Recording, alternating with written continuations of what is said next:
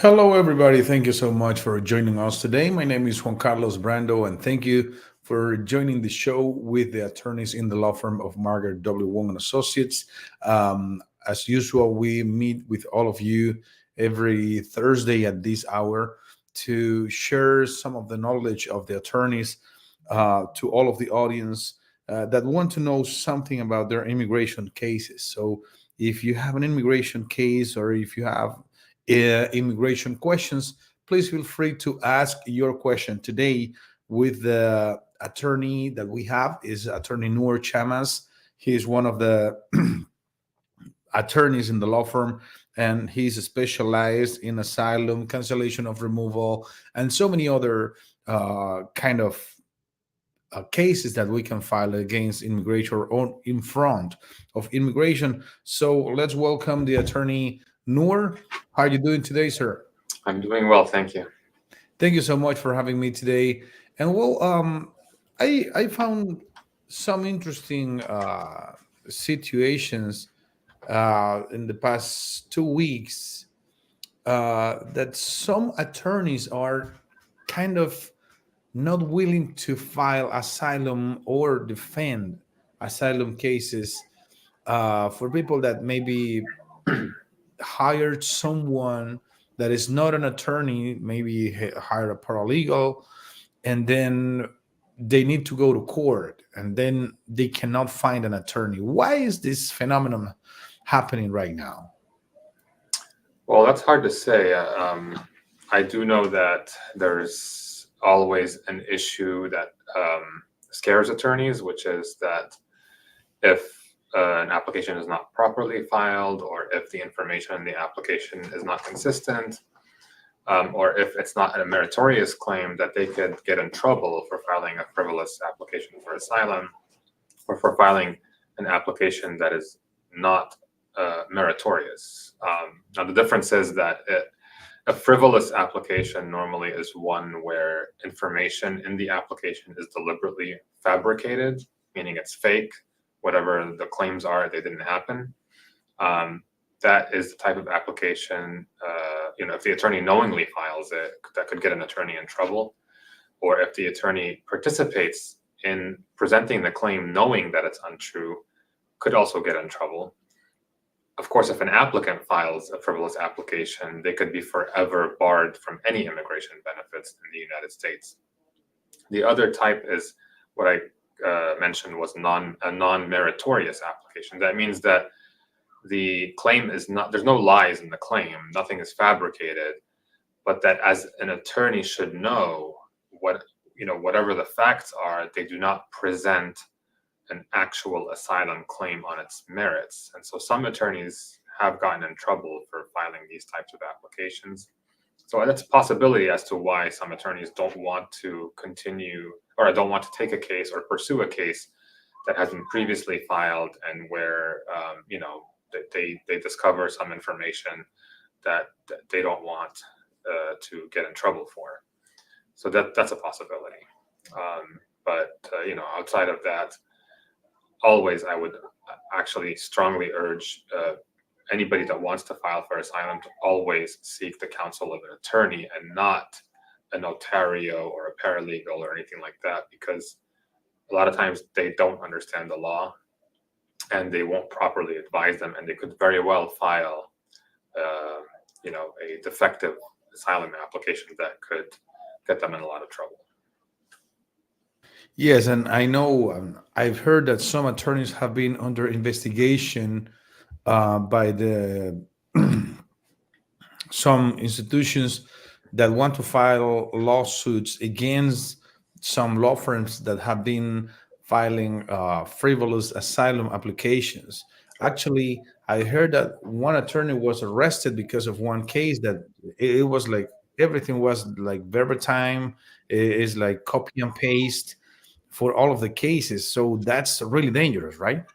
Yes. So sometimes in certain cases, some attorneys or some um, offices that work with attorneys, but are not actually attorney offices, what they do is they, and that's happened before in several cases, they actually will take sort of like a boilerplate story, and they will attach it to several applications. So they'll bring people in and they'll put in their information, but then they'll attach the same claim to that application as all the others. So it's very much like a copy and paste operation.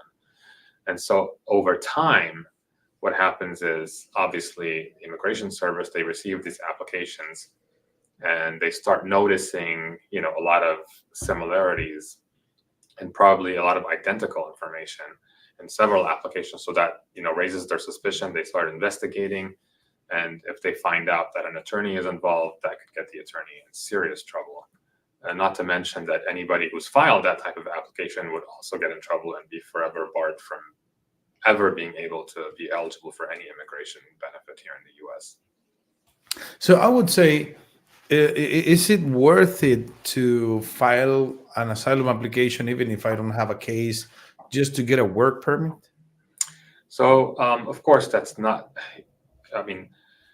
ethically and legally, you can't just file an application just because you want a work permit. The proper way to do it is that you have to have an actual claim, an actual fear of returning to your country. And there has to be a reason for that fear that would allow you to seek protection from the US under the law. But just filing an application only for the purposes of getting a work permit is not a proper filing of an asylum application, and that could get people in trouble also. Now, that's not to say that somebody could benefit from a work permit because they can't file an application for asylum. But that's something that you need to consult an attorney about. Talk to an attorney, see if you actually have an asylum claim, and the attorney will advise you appropriately. We do that all the time. So we would welcome anybody that felt that they might be able to file an application for asylum. We will talk to them, advise them properly, and let them know if they have a case. But just filing an application only for the purposes of getting a work permit could get you in a lot of trouble. Okay, thank you very much, Attorney Noor, and thank you for sharing your knowledge and experience in this matter. Because many people ask, can I file an asylum application? Can I get a work permit? And then we'll see what happens. So basically, we need to talk to an expert in these kind of cases, because you don't know what's going to happen, and you can end up being deported. So we don't want people to get deported after they get the advice from an attorney, because also when you go to an attorney, the attorney has a supervision of the bar, the attorney's bar. But if you go to just someone around there, they have no supervision. They put it like you self fill out the application, and there's no defense for you. There is no representation for you in front of the court. So you need to think about it. It may look cheaper, but you need to know that attorney. And I tell this to some people that come to the office, and they ask, okay, but there is someone that is charging me $1,000 or $500. Right. And I say, okay, but when you have to go to court, you're going to have to find an attorney, and that attorney is going to charge you the whole amount in one payment. Mm-hmm. So when you hire an attorney from the beginning, like the attorney Margaret W. Wong and her team, you're going to have a payment plan, or you're going to have time to pay all that money. And you're going to know that the case is going to be filed correctly, because we have people. And also, Attorney Noor, you are one of the attorneys that go to court and defend those cases in court. How hard is an individual hearing in the court? So of course, it's always challenging, because you have to present the proper evidence. You have to make the proper legal arguments in order to win cases in court. Asylum cases specifically, they have very specific legal requirements. And it's understandable. A lot of times people, they can't afford an attorney, so they just kind of try to fill out applications on their own, and then go to court. But studies have shown that if you hire an attorney, there's a huge increase in the percentage or the probability that you will win your case. If you are without an attorney, that probability drops significantly because you don't know what you're supposed to show. You don't know what is required. You don't know what the specific legal requirements are, and the attorney knows that. Also, a notary or a paralegal won't know. Sometimes they pretend to know or they think they know, but they actually don't know. And actually, they cannot represent you in court anyway. So what you're doing is what they're doing is, as you said, is they'll fill out the information as if the applicant themselves filled it out and just send it out and file it. And then basically that person is on their own unless they hire an attorney later. And like you mentioned, if they do hire an attorney later, they will have to pay the attorney's fees anyway. Not to mention that the application itself could already be problematic if somebody else filed it that is not an attorney. So of course, it's very important for your sake, because this is your life. I mean, when you're filing an application in court, you're trying to protect yourself from being deported. So it's your life. And so it's very important that you invest in that and hire proper counsel to be able to adequately help you in those situations. Thank you very much, Attorney Noor. And don't forget that you can call. The phone number is 216-279-3984, 216-279-3984. We have a question here. It says, I was deported back in 2008 and came back from Mexico. Is there a chance that I could file a case? Now I came back 4 months after getting deported. So it depends.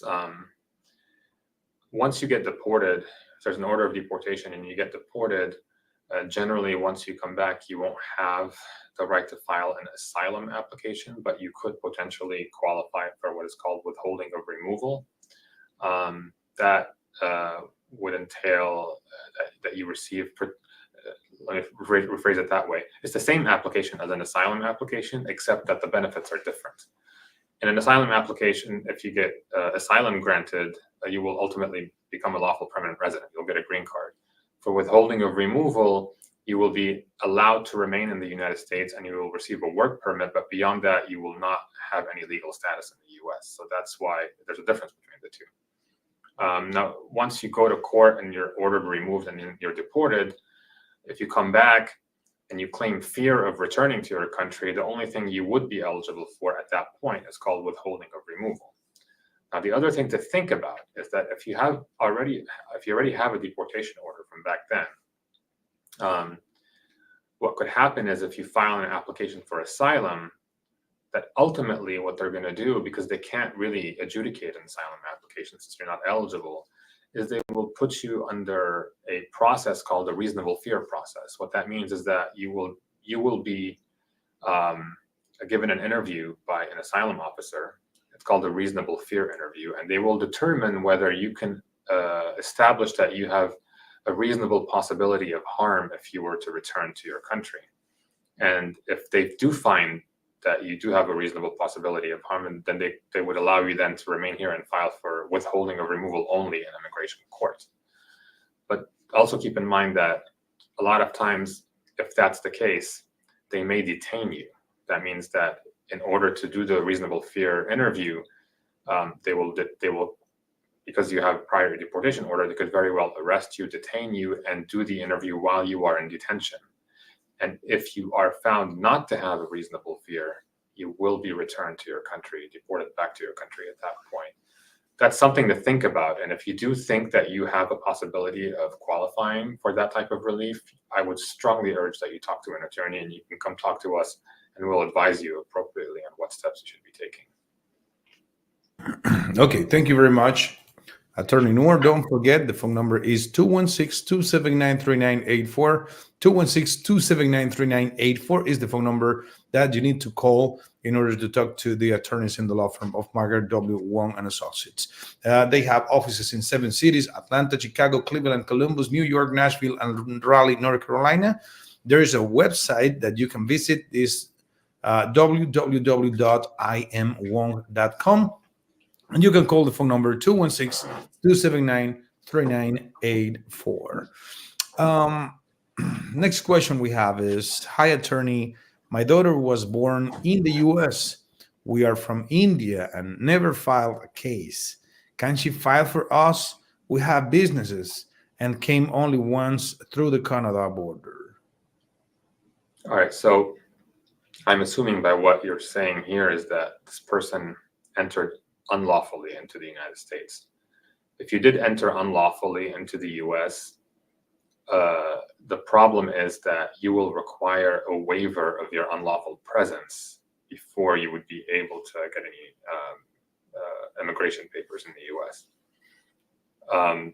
If your daughter was to petition for you, she could file a petition for you. That petition could be approved on the basis that she's a U.S. citizen daughter.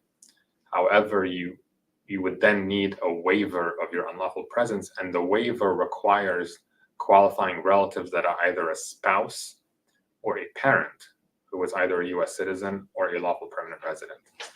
Unfortunately, children do not qualify as qualifying relatives for the purposes of the unlawful presence waiver. So you wouldn't be able to waive your unlawful presence through your daughter.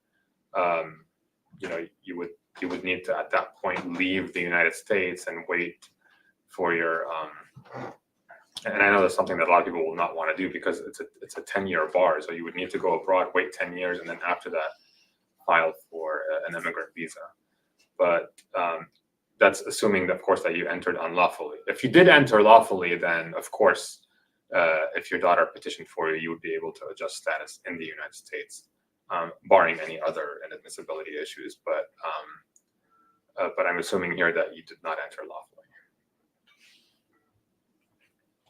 Okay, thank you very much, Attorney Noor. And don't forget, the phone number is 216-279-3984.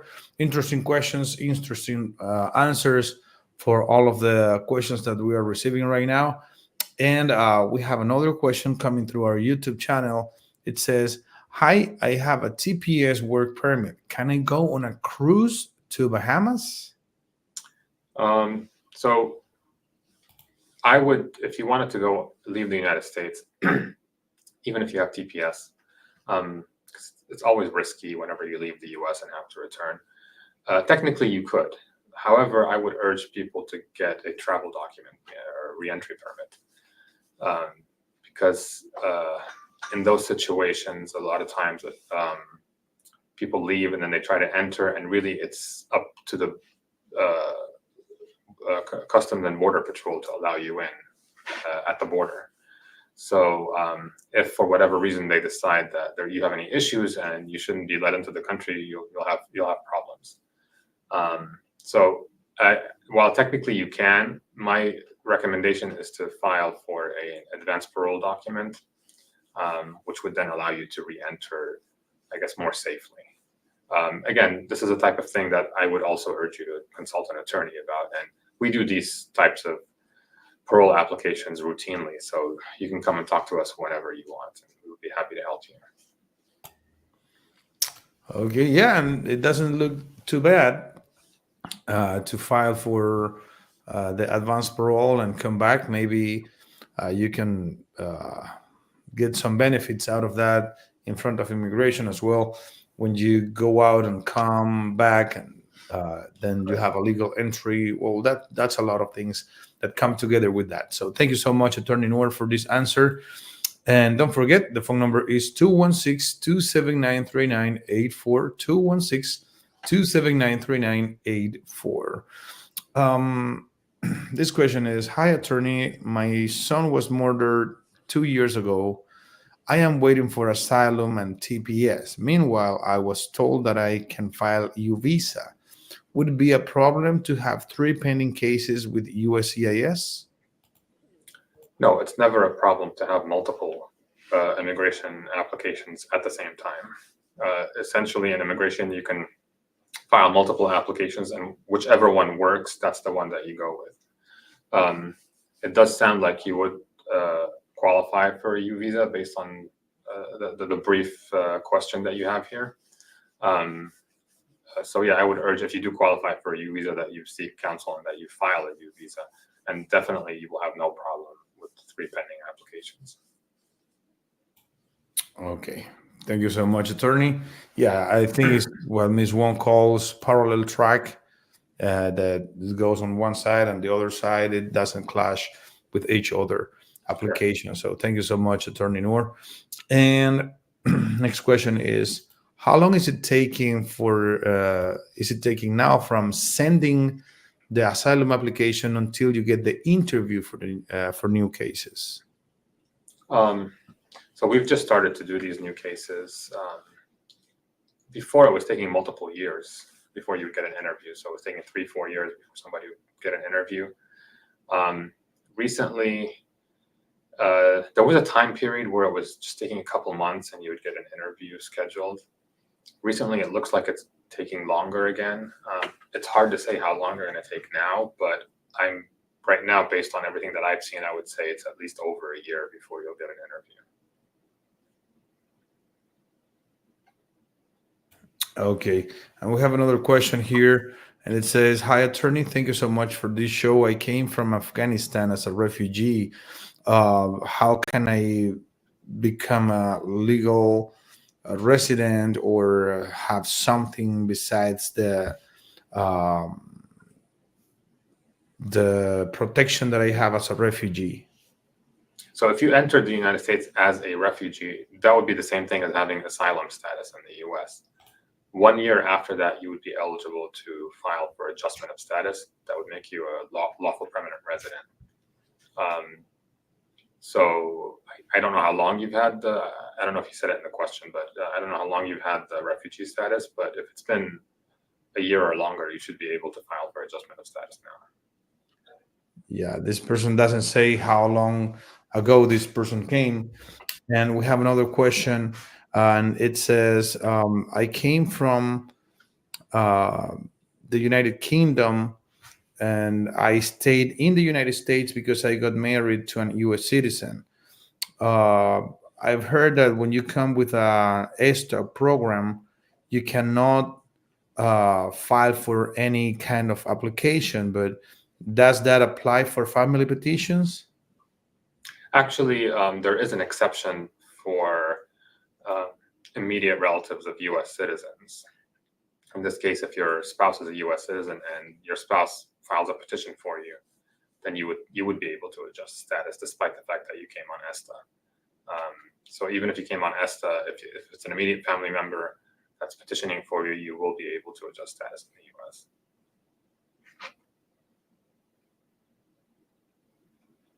Okay, thank you so much, Attorney Noor.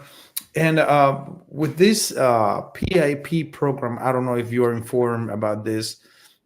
People that maybe have come to the United States once, or that maybe they have a removal order because probably they filed an asylum or they got arrested and they went to jail, and after that they were put on hold of immigration.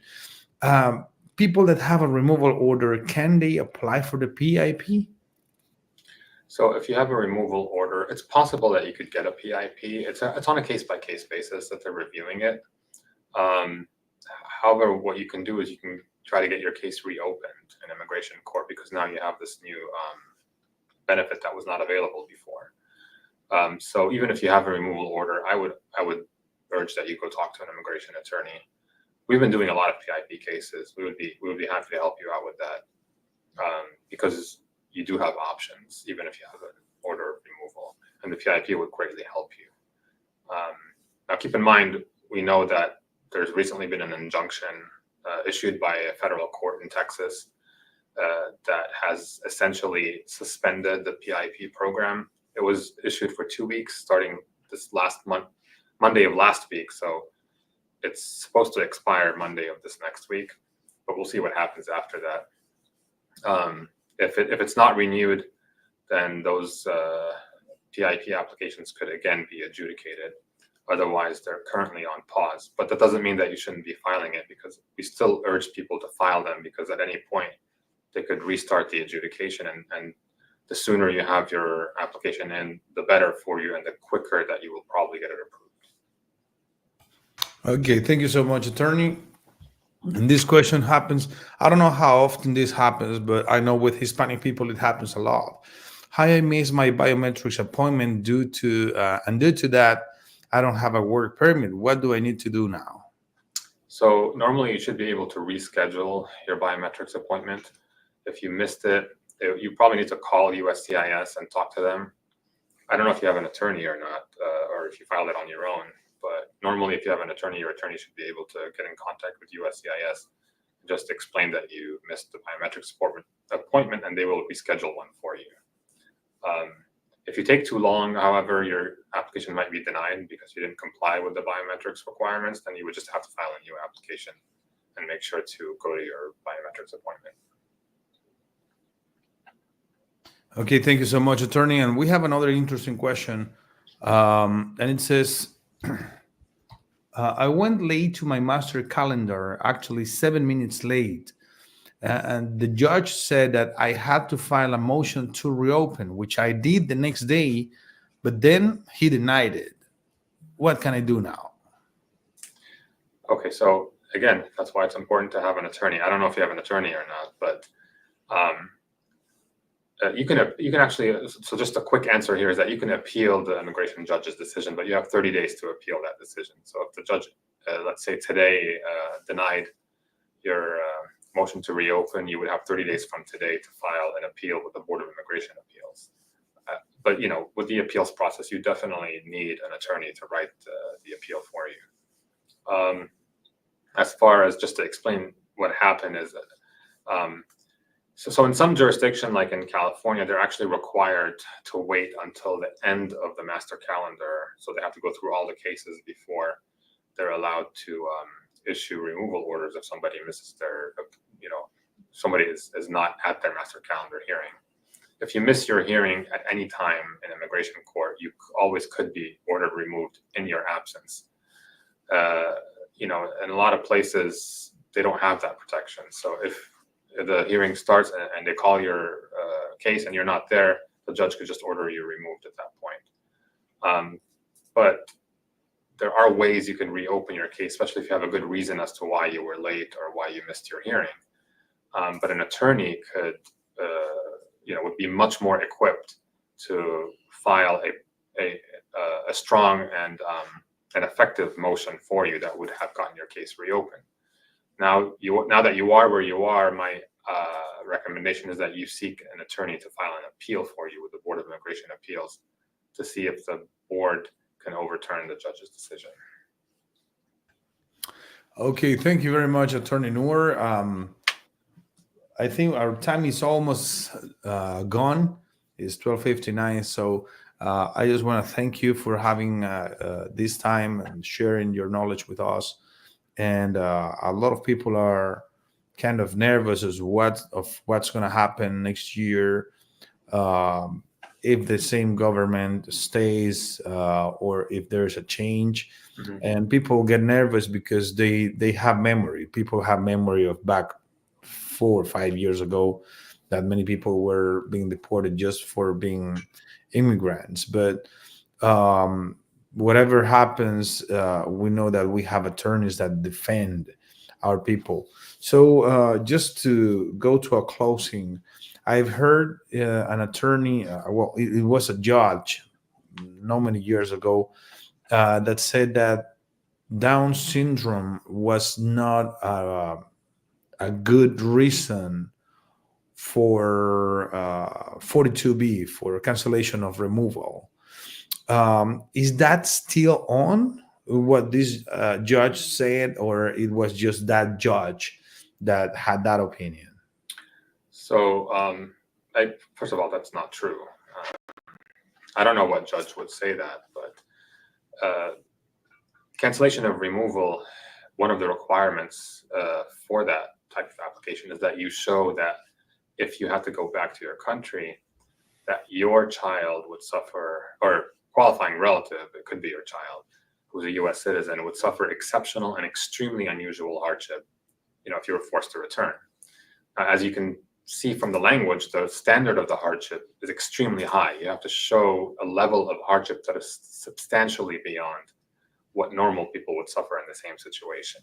Because the idea is that everybody's going to suffer some level of hardship if either they had to relocate to another country or they had to separate from a relative who had to relocate to another country. Now, a lot of things are taken into consideration when determining whether you have the requisite level of hardship. One of those is medical conditions. So if somebody has a serious medical condition where relocation to another country would severely affect their treatment for that condition, that definitely would qualify as sufficient hardship. Or if they had to, basically separate from a parent, and that would impact their treatment here in the U.S. also, that would reach that level of hardship. Now, of course, just saying exceptional and extremely unusual hardship doesn't specify exactly the types of conditions that would meet the hardship standard. That's really subject to interpretation, and that's where different judges might have different views on it. So you could have one judge that would grant a cancellation of removal application, where another judge under the same exact facts would deny it. So that's always a possibility. Judges are not robots; they're humans. They could have different views on things, and then they could interpret different conditions or different set of circumstances differently. So just keep that in mind. But I mean, just in general, if you have a child that has Down syndrome, it is highly unlikely that a judge would find that that's not sufficient hardship. Yeah, and I think it also depends. I know that case. I know that case because I heard it back then here in Georgia. Georgia has been one of the tough states with the immigration judges, although some of them have become softer, but time changes and they changed their mind too. But this was back in 2019 or 2020, and it was a lady, and she said that not always Down syndrome is a reason for cancellation of removal or extreme hardship. Well, just to clarify, there's a case law that says that if you're claiming that the hardship is based on a medical condition, you have to show that the medical treatment is not available in the country that you're going to be deported to. So, I mean, assuming, for example, hypothetically, if somebody is from Germany and they have a child with serious medical condition, they probably would have a hard time establishing that in Germany they don't have sufficient, medical care for that type of condition. So there are situations where that's true. Somebody, just because you have a child with a serious medical condition doesn't necessarily mean that you will meet the hardship standard. It's an all-encompassing sort of analysis. So they will look at all these factors. If you come from a third world country where they don't have adequate medical care, then it would be much easier for you to show that you do meet that hardship standard. Okay. Well, Attorney Noor, thank you so much for having me today and for sharing your knowledge. I hope you have a good lunch because it's lunchtime, and see you next time. Thank you. I appreciate it. Thank you so much. And for everybody who has joined us today, don't forget the phone number is 216-279-3984. At least 15 attorneys can work for your immigration case in the law firm of Margaret W. Wong and Associates. Don't forget, 216-279-3984, attorneys in the law firm of Margaret W. Wong and Associates.